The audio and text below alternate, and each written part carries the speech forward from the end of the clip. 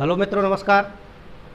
पिछली वीडियो में विद्युत शक्ति के बारे में जाना था अपन ने, उससे संबंधित न्यूमेरिकल भी किए थे।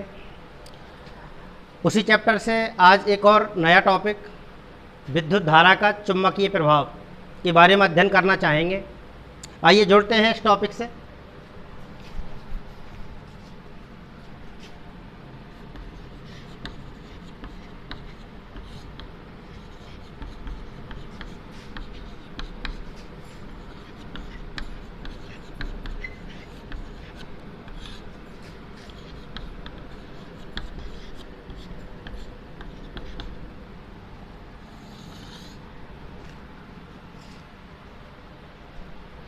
इससे पहले इसी अध्याय में एक और प्रभाव देखा था आपने पिछली वीडियो में, विद्युत धारा का ऊष्मीय प्रभाव। धारा से संबंधित चैप्टर चल रहा है। जैसा कि अपन जानते हैं कि आवेशों की प्रवाह की दर धारा कहलाती है। कुछ विद्युत युक्तियों में धारा प्रवाहित करने के उपरांत वो गर्म होकर ऊष्मा प्रदान करने लग जाती हैं। ऐसे प्रभाव को ऊष्मीय प्रभाव बताया था, जिसे जूल के तापन नियम के नाम से भी अपन संबोधित कर सकते हैं। इसके लिए गणितीय सूत्र भी निकाला था। ये बिल्कुल हटके है विद्युत धारा का चुंबकीय प्रभाव। देखिए क्या तात्पर्य है।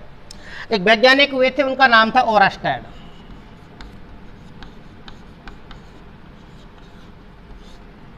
ओरस्टेड नामक वैज्ञानिक ने एक प्रयोग किया, जिसे ओरस्टेड का प्रयोग या विद्युत धारा के चुंबकीय प्रभाव के रूप में जाना जाता है।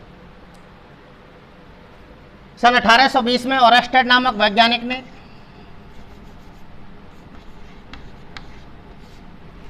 इस तरीके से एक धारावाही चालक तार को लेकर के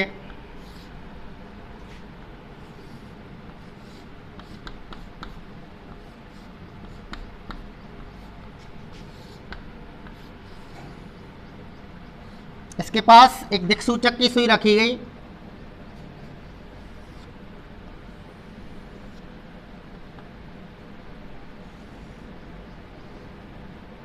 इस तरीके से बना सकते हैं आप।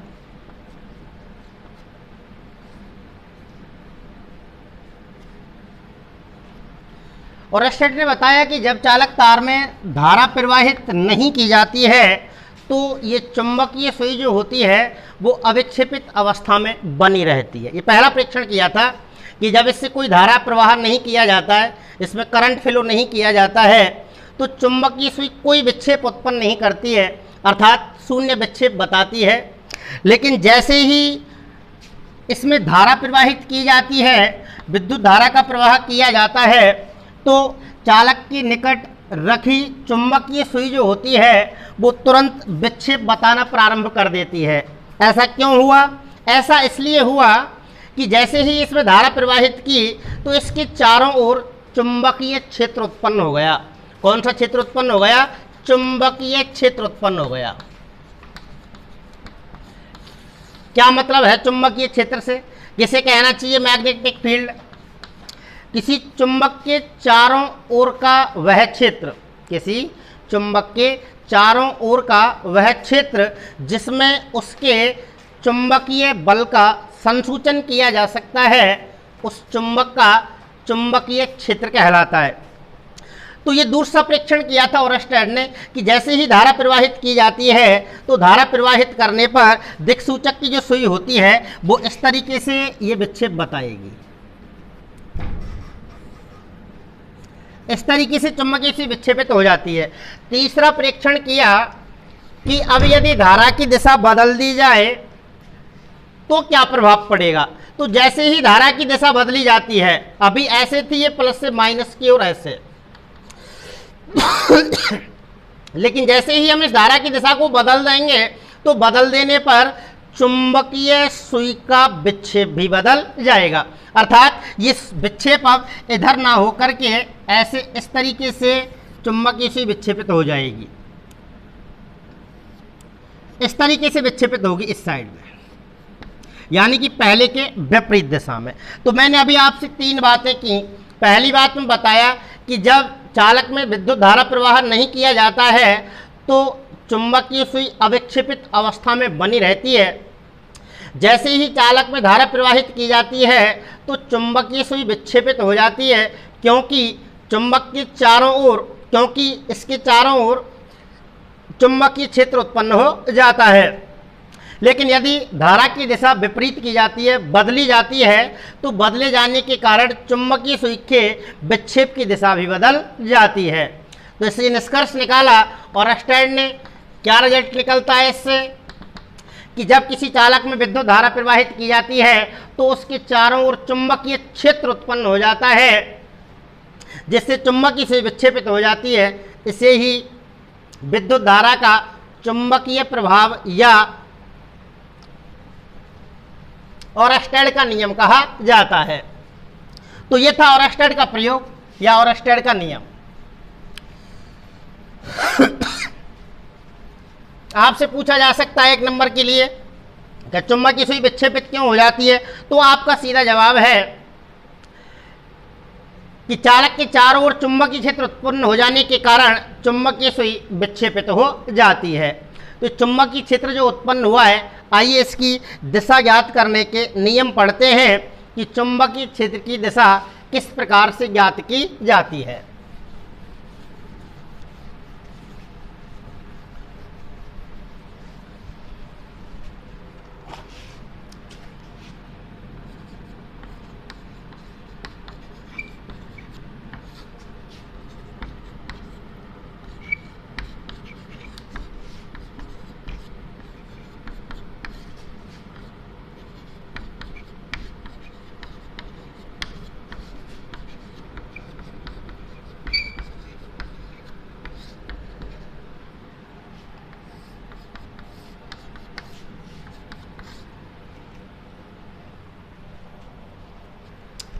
तो चुंबकीय क्षेत्र की दिशा को ज्ञात करने के लिए 2 नियमों का उपयोग किया जाता है। 2 नियम आपने पाठ्यक्रम में हैं, जिनमें पहला नियम है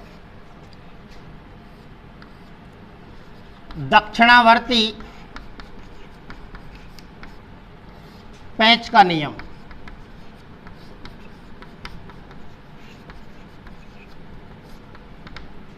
इसे मैक्सवेल का कॉर्क स्क्रू नियम भी कहा जाता है, कॉर्क स्क्रू नियम या दक्षिणावर्ती पेंच का नियम। और जो दूसरा नियम है वो है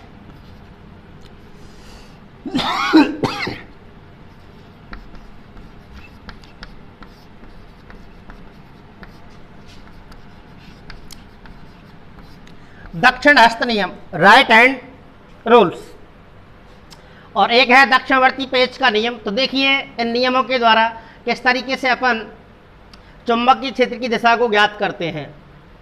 दक्षिणावर्ती पेंच के नियमानुसार किसी पेंच को इस प्रकार से व्यवस्थित किया जाए कि इस तरीके से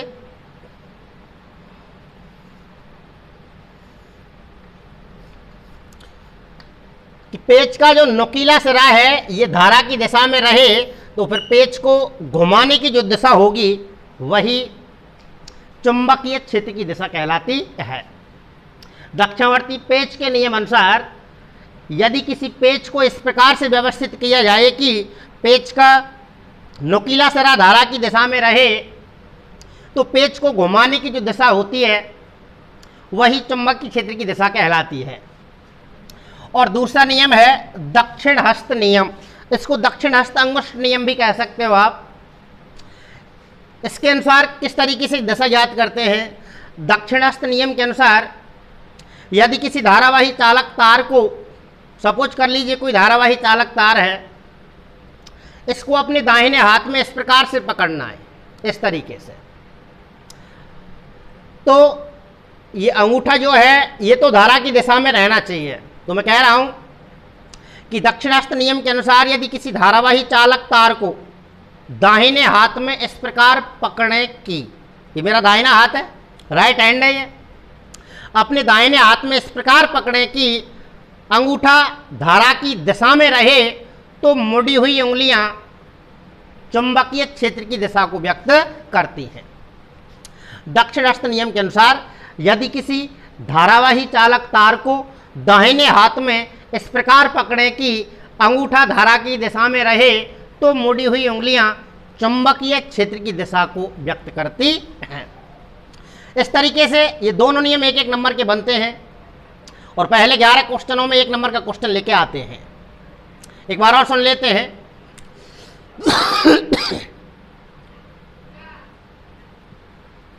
चुंबकीय क्षेत्र की दिशा को ज्ञात करने के लिए निम्नलिखित दो नियमों का इस्तेमाल किया जाता है, जिनमें पहला नियम है दक्षिणावर्ती पेच का नियम। दक्षिणावर्ती पेच के नियमानुसार पेच को इस प्रकार व्यवस्थित किया जाए कि पेच का नुकीला सिरा धारा की दिशा में रहे, तो पेच को घुमाने की जो दिशा होती है वो चुंबकीय क्षेत्र की दिशा को व्यक्त करती है।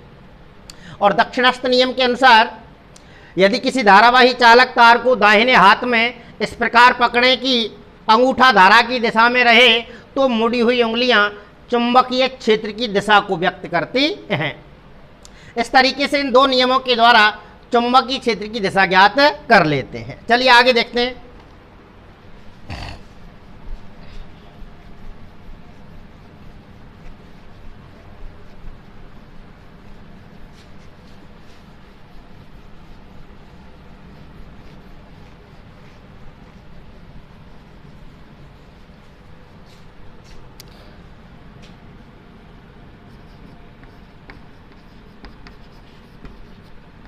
चुंबकीय क्षेत्र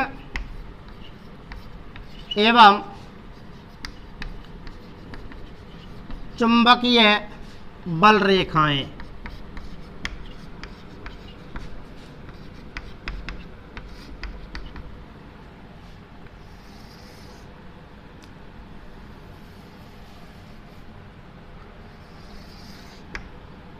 बढ़िया प्रश्न है, अच्छा टॉपिक है।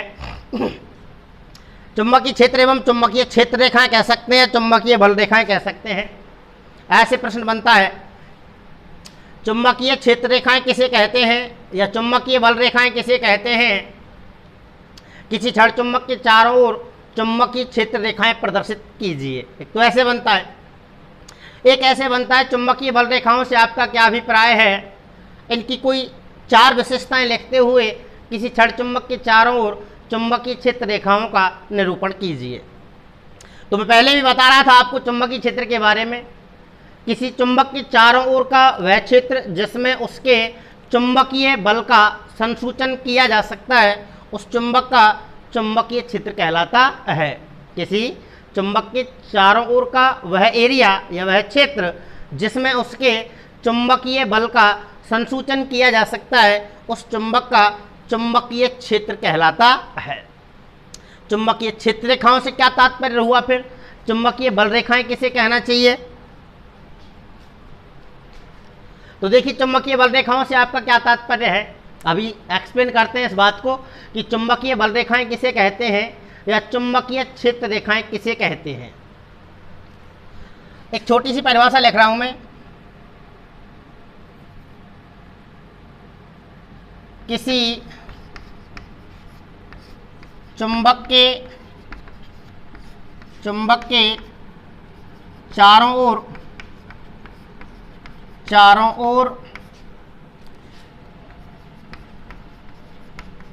चुंबकीय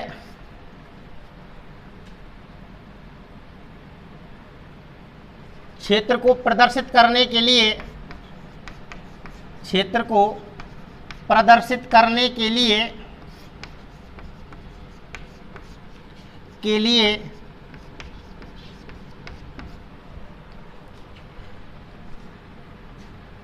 किसी चुंबक के चारों ओर चुंबकीय क्षेत्र को प्रदर्शित करने के लिए खींचा गया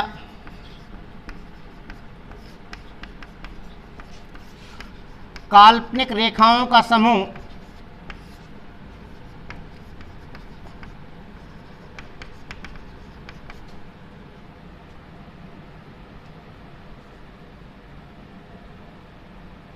किसी चुंबक के चारों ओर चुंबकीय क्षेत्र को प्रदर्शित करने के लिए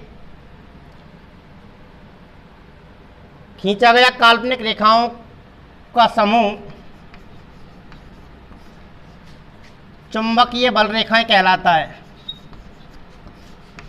चुंबकीय बल रेखाएं कहलाता है, रेखाएं कहलाता है।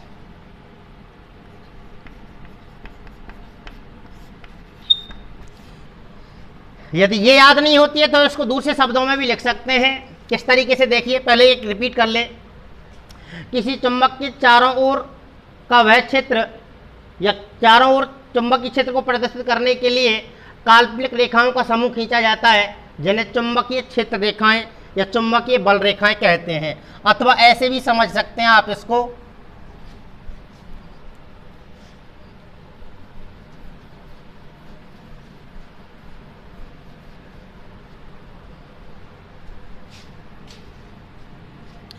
वे रेखाएं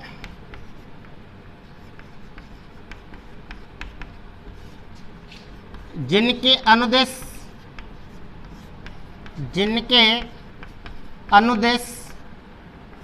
लौहचूर्ण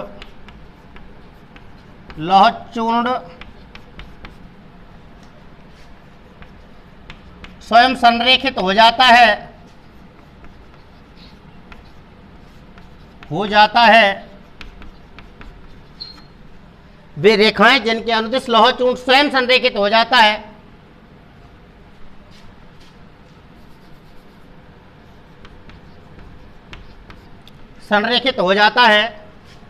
चुंबकीय क्षेत्र रेखाएं या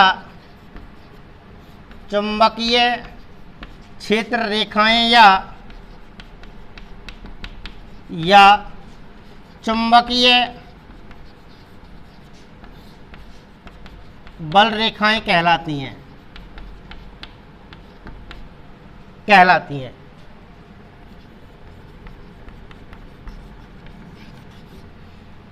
वे रेखाएं जिनके अनुदिश लौहचूर्ण स्वयं संरेखित हो जाता है, चुंबकीय क्षेत्र रेखाएं या चुंबकीय बल रेखाएं कहलाती हैं। वे रेखाएं जिनके अनुदेश लौहचूर्ण स्वयं संरेखित हो जाता है, चुंबकीय क्षेत्र रेखाओं का निरूपण करती हैं। चुंबकीय क्षेत्र रेखाओं की निम्नलिखित विशेषताएं होती हैं। आइए जानकारी करते हैं कौन कौन सी विशेषताएं होती हैं चुंबकीय बल रेखाओं की।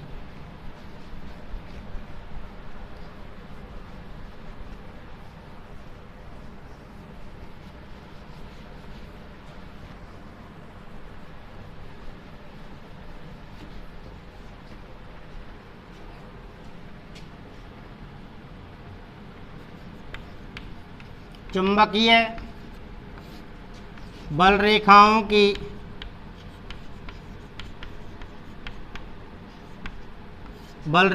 की विशेषताएं।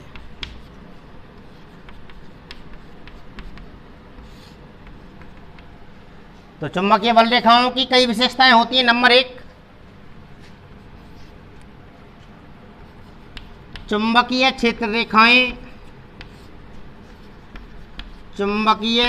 रेखाएं सदैव उत्तर से दक्षिण की तरफ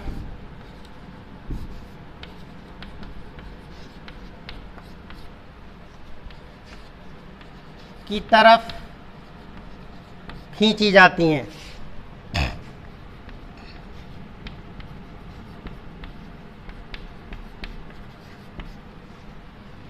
चुंबकीय क्षेत्र रेखाएं सदैव उत्तरी ध्रुव से दक्षिणी ध्रुव की तरफ खींची जाएंगी। आपको पता होना चाहिए चुंबक के सदैव 2 ध्रुव होते हैं, जिनमें से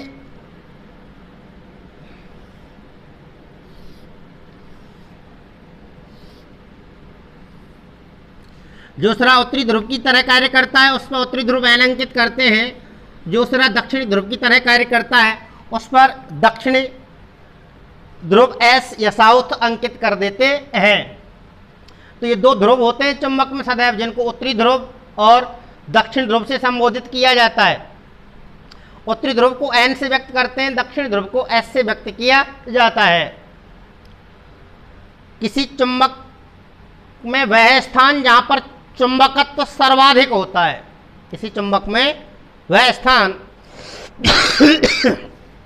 जहां पर चुंबकत्व सर्वाधिक होता है, चुंबक के क्या कहलाते हैं, वो ध्रुव कहलाते हैं। 2 होते हैं ये, उत्तरी ध्रुव को N कहते हैं और दक्षिणी ध्रुव को क्या कहा जाता है, S कहा जाता है। तो ये जो क्षेत्र रेखाएं हैं ये सदैव इधर से इधर खींची जाती हैं, अर्थात इनकी जो दिशा होती है ना वो उत्तर से दक्षिण की तरफ होती है। दूसरी बात देखिए,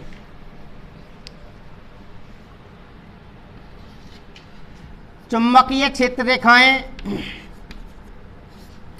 चुंबकीय क्षेत्र रेखाएं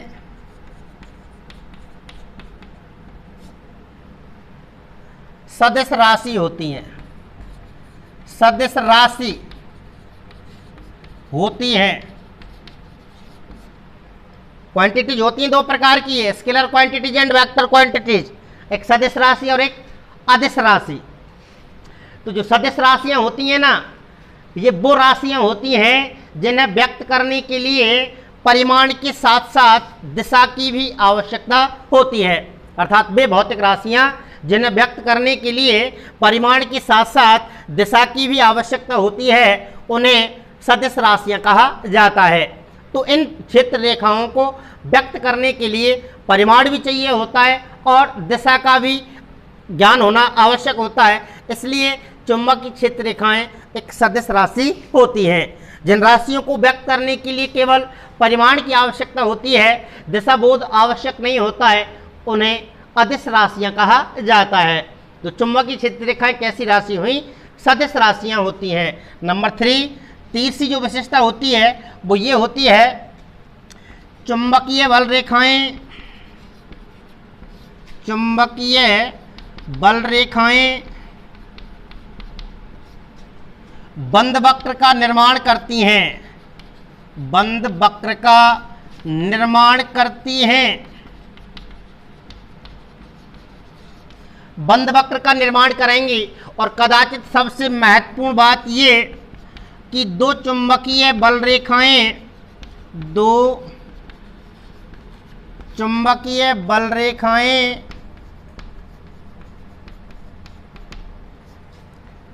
दो चुंबकीय बल रेखाएं कटान बिंदु पर आपस में प्रतिच्छेद नहीं करती हैं, नहीं करती हैं। अर्थात तात्पर्य हुआ कि दो चुंबकीय बल रेखाएं कभी भी एक दूसरे को काटती नहीं है, प्रतिच्छेद नहीं करती हैं। क्यों ये बात पूछी जा चुकी है। और क्या पूछा गया है कि दो चुंबकीय बल रेखाएं कटान बिंदु पर आपस में प्रतिच्छेद क्यों नहीं करती हैं? तो सीधा जवाब है, दो चुंबकीय बल रेखाएं कटान बिंदु पर आपस में प्रतिच्छेद नहीं करती हैं क्योंकि यदि ऐसा होगा तो चुंबकीय क्षेत्र की दो दिशाएं हो जाएंगी, जो कि पॉसिबल नहीं है। इस वजह से हम कह सकते हैं कि चुंबकीय बल रेखाएं आपस में काटती नहीं हैं, प्रतिच्छेद नहीं करती हैं। और देख लीजिए एक आध विशेषता, चुंबकीय बल रेखाएं एक दूसरे से समान दूरी पर खींची जाती हैं। तो देखिएगा कैसे खींचेंगे, ये विशेषताएं हुई चुंबकीय क्षेत्र रेखाओं की। एक बार पुनः रिपीट कर लेते हैं। पहले चुंबकीय क्षेत्र का तात्पर्य जानिए, किसी चुंबक के चारों ओर का वह क्षेत्र, किसी चुंबक के चारों ओर का वह क्षेत्र जिसमें उसके चुंबकीय बल का संसूचन किया जा सकता है, उस चुंबक का चुंबकीय क्षेत्र कहलाता है। दूसरी है चुंबकीय बल रेखाएं, लिखी हुई है आपके पास बोर्ड पर, डेफिनेशन लिखी थी थोड़ी देर पहले मैंने। वे रेखाएं जिनके अनुदिश लौह चूर्ण स्वयं संरेखित हो जाता है चुंबकीय क्षेत्र रेखाओं का निरूपण करती हैं या चुंबकीय बल रेखाएं कहलाती हैं। वे रेखाएं जिनके अनुदिश लौह चूर्ण स्वयं संरेखित हो जाता है चुंबकीय बल रेखाएं कहलाती हैं। अथवा ऐसे कह सकते हैं, किसी चुंबक के चारों ओर चुंबकीय क्षेत्र को प्रदर्शित करने के लिए कुछ काल्पनिक रेखाएं खींची जाती हैं। इन काल्पनिक रेखाओं के समूह को चुंबकीय बल रेखाएं कहा जाता है। चुंबकीय बल रेखाओं की कई विशेषताएं होती हैं, जिनमें पहली बताइए मैंने आपको कि चुंबकीय क्षेत्र रेखाएं सदैव उत्तर से दक्षिण की ओर खींची जाती हैं। चुंबकीय क्षेत्र रेखाएं एक सदिश राशि होती हैं। चुंबकीय बल रेखाएं एक बंद वक्र का निर्माण करती हैं। दो चुंबकीय बल रेखाएं कटान बिंदु पर या आपस में कभी भी प्रतिच्छेद नहीं करती हैं। यदि ऐसा होगा तो कटान बिंदु पर चुंबकीय क्षेत्र की दो दिशाएं हो जाएंगी, जो कि पॉसिबल नहीं है। और जो चुंबकीय बल रेखाएं खींची जाती हैं ना, ये एक दूसरे से समान दूरी पर खींची जाती हैं। आइए खींच के देखते हैं कि किसी चुंबक के चारों ओर चुंबकीय बल रेखाएं कैसे खींची जाती हैं।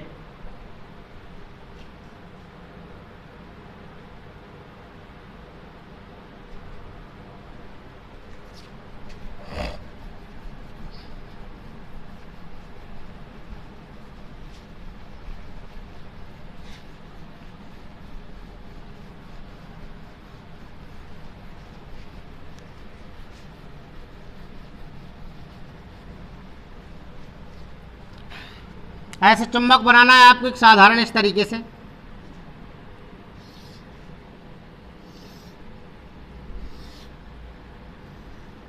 इसमें एन और एस अंकित कर देंगे आप। चलो अंदर कर देता हूं मैं। ये उत्तरी ध्रुव हुआ और ये दक्षिणी ध्रुव हुआ। अभी पढ़ रहे थे आप कि ये सदैव उत्तर से दक्षिण की तरफ खींची जाती हैं, तो इस तरीके से खींचनी है आपको, ये इस तरीके से।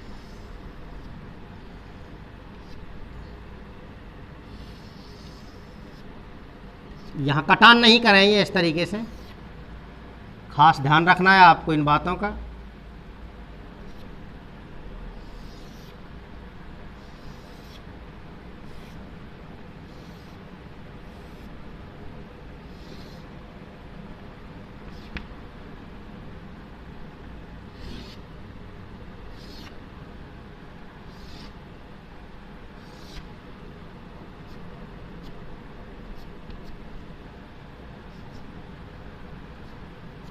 नीचे लिख देंगे किसी क्षण चुंबक के चारों ओर चुंबकीय क्षेत्र रेखाएं।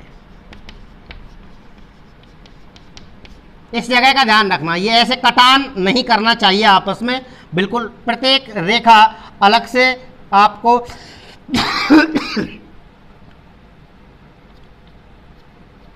ऐसे स्पष्ट दिखाई देनी चाहिए।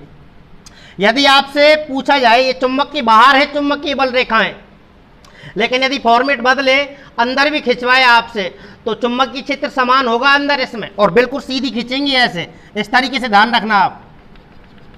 ऐसे कर देंगे इनको इस तरीके से।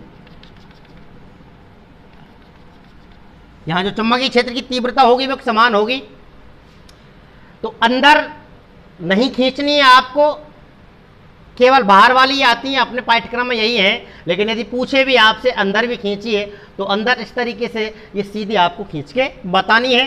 इस तरीके से किसी चुंबक के चारों ओर चुंबकीय बल रेखाएं खींची जाती हैं। आइए थोड़ा आगे बढ़ते हैं।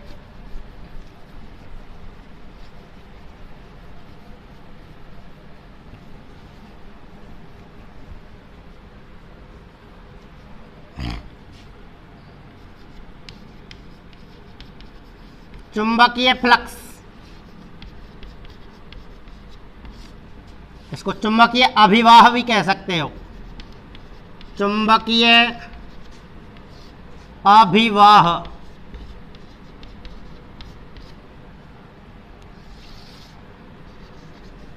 देखो क्या मतलब है।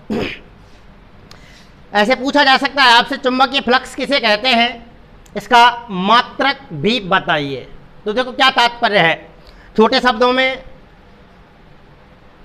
किसी चुंबकीय क्षेत्र में रखे पृष्ठ से गुजरने वाली चुंबकीय क्षेत्र, जैसा कि कई बार पुनः आ रहा है यही वर्ड, मैंने पहले भी बताया आपको चुंबकीय क्षेत्र के बारे में, कि किसी चुंबक के चारों ओर का वह क्षेत्र जिसमें उसके चुंबकीय बल का संसूचन किया जा सकता है।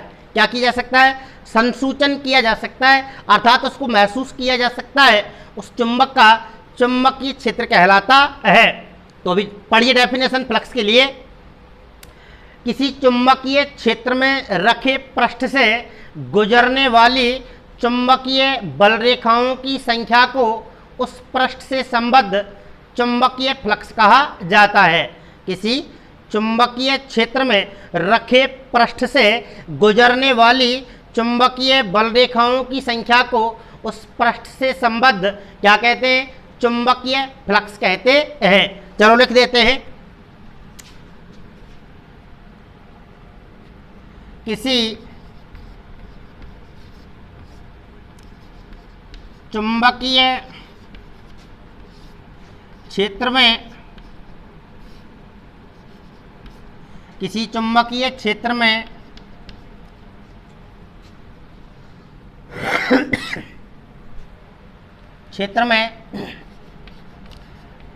रखे पृष्ठ से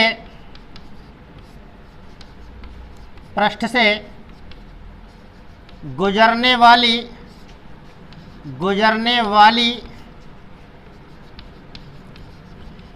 चुंबकीय बल रेखाओं की संख्या को, किसी चुंबकीय क्षेत्र में रखे पृष्ठ से गुजरने वाली चुंबकीय बल रेखाओं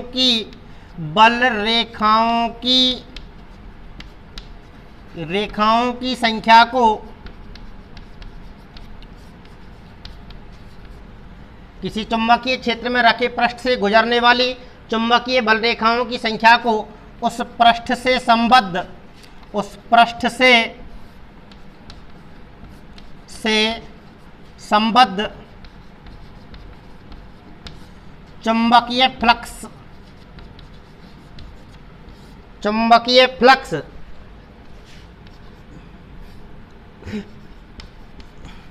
चुंबकीय फ्लक्स या चुंबकीय अभिवाह कहते हैं।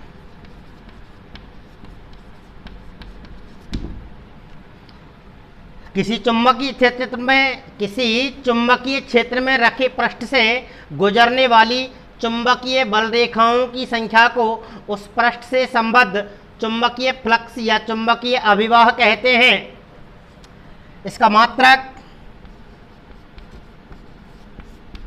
वेबर होता है। क्या होता है? वेबर। चुंबकीय फ्लक्स का मात्रक क्या होता है? वेबर। और इसको फाई से व्यक्त करते हैं। किससे व्यक्त करते हैं?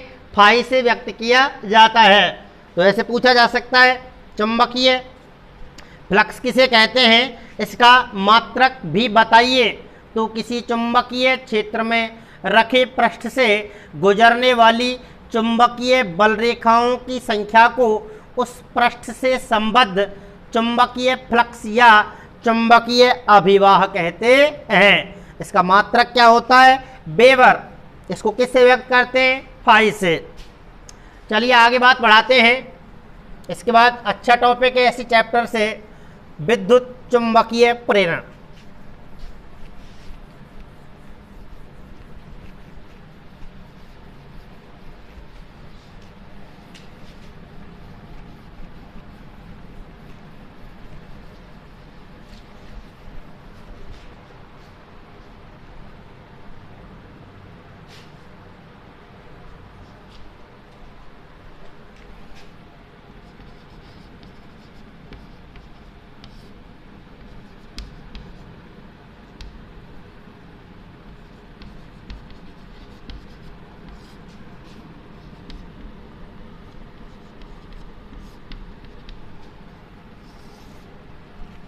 विद्युत चुंबकीय प्रेरण। देखिए बढ़िया घटना है ये। इससे आगे के जो टॉपिक्स हैं 2-3 रह गए हैं, इसमें जनित्र वगैरह पढ़ेंगे अपन, इसी मेथड पर कार्य करेंगे वो। तो ये बढ़िया टॉपिक है, समझ में आना चाहिए। विद्युत चुंबकीय प्रेरण से क्या तात्पर्य है, इसे एक्सप्लेन करने के लिए देखिए मैंने एक धारावाही कुंडली ली है इस तरीके से।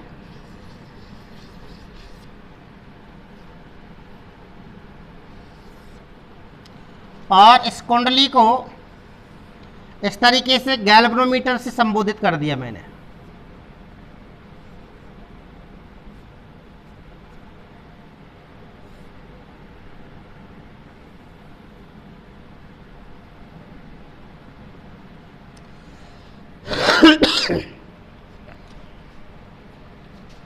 और ये एक लिया है चुंबक।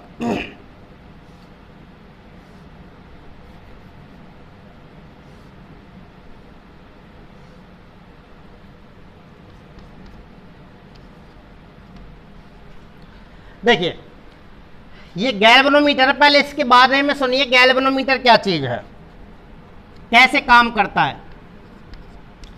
गैल्वेनोमीटर गैल्वेनोमीटर से तात्पर्य बेटा ये एक अलग प्रकार का उपकरण होता है जो किसी परिपथ में या सर्किट में धारा की प्रवाह की उपस्थिति को संसूचित करता है, अर्थात ये जानकारी देता है कि इसमें धारा प्रवाह हो रहा है अथवा नहीं हो रहा है। कार्यप्रणाली सीधी है गैल्वेनोमीटर के लिए। यदि निश्चित तौर पर विद्युत क्षेत्र उत्पन्न हुआ है या धारा प्रवाह हुआ है तो ये सुई विक्षेपित हो जाएगी गैल्वेनोमीटर की इस तरीके से। यदि कोई क्षेत्र उत्पन्न नहीं हुआ है तो ये शून्य विक्षेप बताएगी इस तरीके से। और यदि उत्पन्न हुआ है प्रवाह विद्युत क्षेत्र तो या तो इधर या फिर इधर, इस तरीके से विक्षेपित होती है गैल्वेनोमीटर की सुई। अदरवाइज इसी तरीके से जैसे मैंने यहाँ पे बना रखी है ये इसी अविक्षेपित अवस्था में बनी रहती है।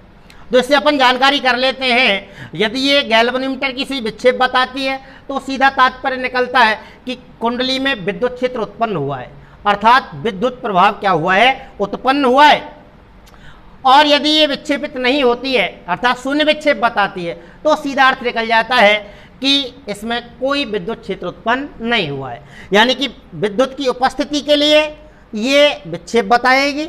और यदि नहीं है, विद्युत क्षेत्र उत्पन्न नहीं हुआ है तो ये जीरो विक्षेप बताती है, अर्थात शून्य विक्षेप पर बनी रहती है। तो आइए 2-3 परीक्षण कर लेते हैं इससे संबंधित, अभी फिर निष्कर्ष निकालेंगे।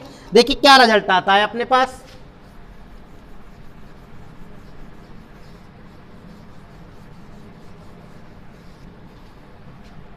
ये फर्स्ट कंडीशन, इस कुंडली और चुंबक के बीच में कोई गति नहीं करवाते हैं अपन। जहां चुंबक है वहीं रहने देते हैं स्थिर अवस्था में ही, उसी तरीके से कुंडली को भी स्थिर ही रहने देते हैं, कोई मूवमेंट इनमें नहीं कराते हैं, कोई गति नहीं कराते हैं। तो रिजल्ट क्या निकलेगा, क्या देखते हैं अपन कि ये जो गैल्वेनोमीटर की सुई है ये अविक्षेपित अवस्था में बनी रहती है, अर्थात ये कोई विक्षेप नहीं बताती है। कब? जब इन दोनों के बीच में कोई गति नहीं कराते हैं तब। दूसरी बात देखिए, अब यदि कुंडली को चुंबक के एन ध्रुव की ओर ले जाकर गति करवाएं, कुंडली को ले जाया जा रहा है एन ध्रुव की ओर, तो हम क्या देखते हैं कि गैल्वेनोमीटर की सुई क्या हो जाती है, विक्षेपित हो जाती है, अर्थात ऐसे विक्षेप बताती है। हो गई विक्षेपित। कब हुई? जब कुंडली को कहां ले गए, चुंबक के एन ध्रुव की ओर गति करवाई। तीसरी बात, इसके अपोजिट कर दीजिए। अब चुंबक के एन ध्रुव को कुंडली की ओर गति करवाइए, अपोजिट हो गया। जब इसकी इस ओर गति करवाएंगे तो इस विक्षेप की दिशा क्या है, बदल जाएगी, अर्थात अपोजिटिव विक्षेप हो जाएगा कि नहीं हो जाएगा इस तरीके से। 3 बात। और चौथी बात पुनः उल्टी करते हैं। अब इसको कुंडली को चुंबक के एस ध्रुव की ओर ले जाकर के गति करवाते हैं। जब एस ध्रुव की ओर ले जाकर गति करवाएंगे तो गैल्वेनोमीटर की सुई पुनः विक्षेप बताएगी और दिशा को भी बदलेगी। बोलो बदलेगी नहीं बदलेगी? तो देखिए इन तीनों चीज़ों के रिजल्ट तो सेम आए हैं, इसका, इसका और इसका। इसका अलग है। जब ये दोनों स्थिर अवस्था में थे, कौन, कुंडली और चुंबक, तब इनमें कोई गति नहीं हुई तो गैल्वेनोमीटर ने भी अपना शून्य विक्षेप बताया। और जब इन दोनों के बीच सापेक्ष गति करवाई जाती है, सापेक्ष का तात्पर्य हुआ जब कुंडली या तो चुंबक के पास आए या फिर चुंबक कुंडली के पास जाए, तो दोनों के बीच गति क्या होगी, ये सापेक्ष गति कहलाएगी। अब यदि इन दोनों के बीच में गति करवाई जाती है तब तो गैल्वेनोमीटर विक्षेप बताता है, और विक्षेप बताता है तो इसका अर्थ ये निकलता है कि कुंडली में विद्युत क्षेत्र उत्पन्न हुआ है, अर्थात विद्युत प्रभाव उत्पन्न हुआ है। और फर्स्ट जो कंडीशन थी, जबकि दोनों को स्थिर रखा गया तो गैल्वेनोमीटर ने अपना शून्य विक्षेप बताया, और शून्य विक्षेप बताया तो इसका तात्पर्य हुआ कि कुंडली में कोई विद्युत प्रभाव उत्पन्न नहीं हुआ है।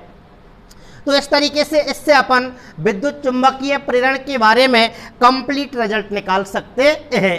तो देखिए क्या परिभाषा बनती है इससे।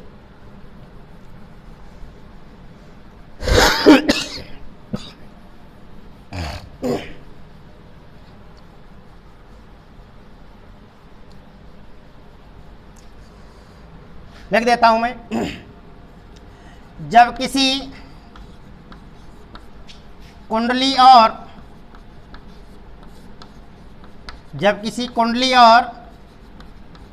चुंबक के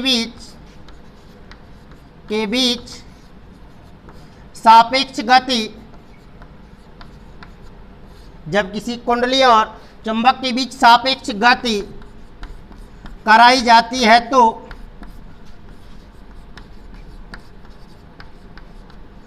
जब किसी कुंडली और चुंबक के बीच सापेक्ष गति कराई जाती है तो सापेक्ष गति के कारण कुंडली में, जब किसी कुंडली और चुंबक के बीच सापेक्ष गति कराई जाती है तो सापेक्ष गति के कारण कुंडली में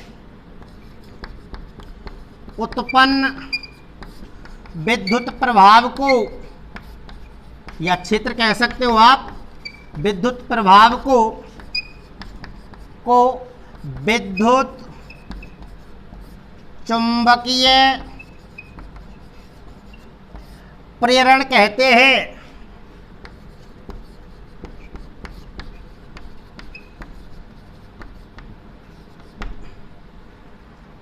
यह परिभाषा हुई विद्युत चुंबकीय प्रेरण के लिए। अच्छा सिद्धांत है ये, इस पर जनित्र काम करते हैं। आगे के खंड में बताएंगे आपको कि जनित्र चुंबकीय प्रेरण के सिद्धांत पर कैसे कार्य करते हैं।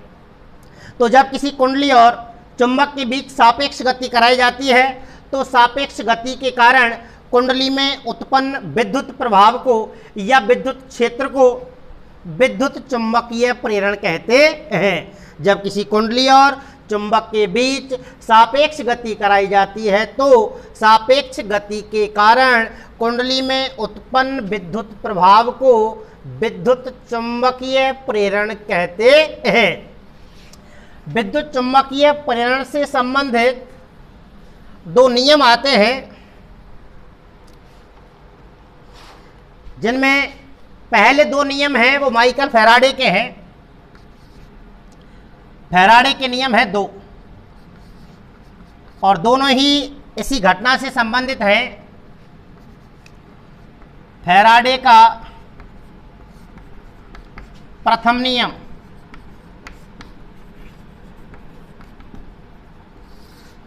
देखो माइकल फैराडे ने यहां दो नियम दिए।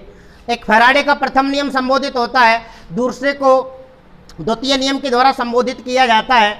फैराडे का प्रथम नियम जो है वो कुंडली में प्रेरित विद्युत वाहक बल के उत्पन्न होने की जानकारी देता है। प्रेरित विद्युत वाहक बल, एक बार थोड़ा बैक में जाएंगे। अभी जो डेफिनेशन देखी थी अपन ने चुंबकीय प्रेरण के लिए, कि किसी कुंडली और चुंबक के बीच सापेक्ष गति कराई जाती है तो सापेक्ष गति के कारण कुंडली में उत्पन्न विद्युत प्रभाव को विद्युत चुंबकीय प्रेरण कहते हैं। धारा को प्रेरित धारा कहते हैं और बल को प्रेरित विद्युत वाहक बल कहा जाता है। मतलब ये तीनों चीजें एक साथ हुई। पूरी घटना तो क्या कहलाएगी? विद्युत चुंबकीय प्रेरण। विद्युत चुंबकीय प्रेरण, और जो उसमें धारा है उस धारा को कहेंगे प्रेरित विद्युत धारा, और जो बल उत्पन्न हुआ है वो बल कहलाता है प्रेरित विद्युत वाहक बल। तो फैराडे का जो पहला नियम है वो कुंडली में प्रेरित विद्युत वाहक बल के उत्पन्न होने की जानकारी देता है। प्रेरित विद्युत वाहक बल के उत्पन्न होने की जानकारी देता है। और जो दूसरा नियम है फैराडे का, वो कुंडली में जो प्रेरित विद्युत वाहक बल उत्पन्न हुआ है उसके परिमाण के बारे में जानकारी देता है कि कितनी मात्रा में बल उत्पन्न हुआ है।